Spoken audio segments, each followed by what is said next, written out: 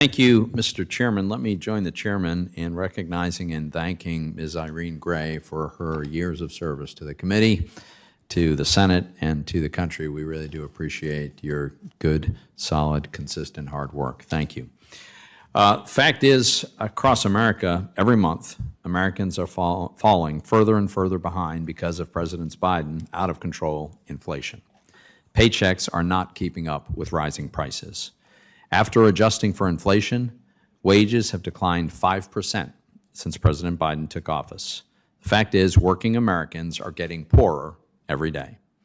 And our Democrat colleagues' wasteful spending, growth-killing regulation, and the excessively accommodative monetary policy are exactly what caused 40-year high inflation and now an economic contraction. And what is the response we hear from our Democratic colleagues? They want to jam through a reckless tax and spending bill that will make this disastrous situation even worse. Hiking corporate taxes will slow economic growth and especially harm Americans' manufacturing sector, and spending billions more will fuel inflation.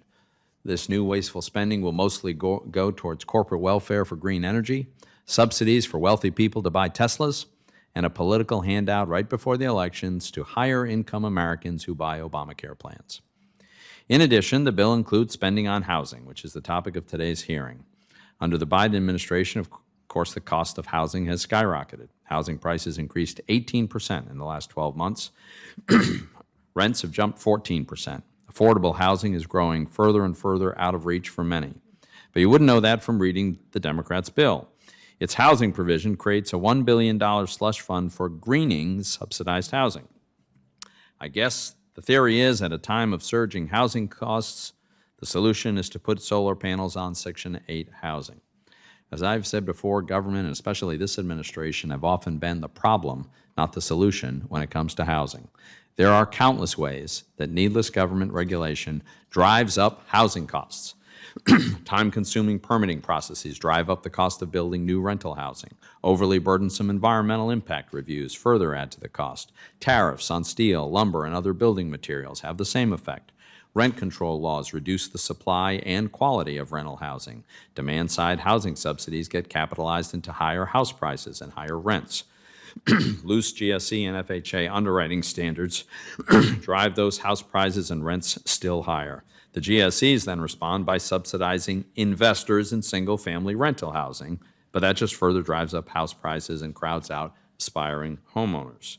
More recently, the Democrats and this administration have taken this government failure to the next level. They've dropped hundreds of billions of dollars of helicopter money to stimulate an already strong economy. $80 billion of that went to rental assistance, vouchers, and other housing subsidies, further inflaming demand. The President even extended the illegal eviction moratorium that has deterred investment in new rental housing, excuse me, and led to some renters not paying rent even when they could afford to. Predictably, landlords have responded by increasing rents and requiring larger security deposits. Today, the Democrats will propose more of the same. We'll likely hear them make the case for new so-called tenant protections. We'll likely hear them arguing for making the COVID rental assistance program permanent. But doubling down on failed liberal housing policies is not going to fix our rental housing market. Instead, it will tend to make housing more expensive. Today, we'll also hear from landlords about how government intervention makes it harder and more expensive to be a landlord, and that leads to higher costs for renters. To improve housing affordability for all Americans, whether renters or owners, we should pursue reforms that leverage the power of free enterprise to increase housing supply and make markets more competitive. A healthy market competes not just on price, but also service and product quality.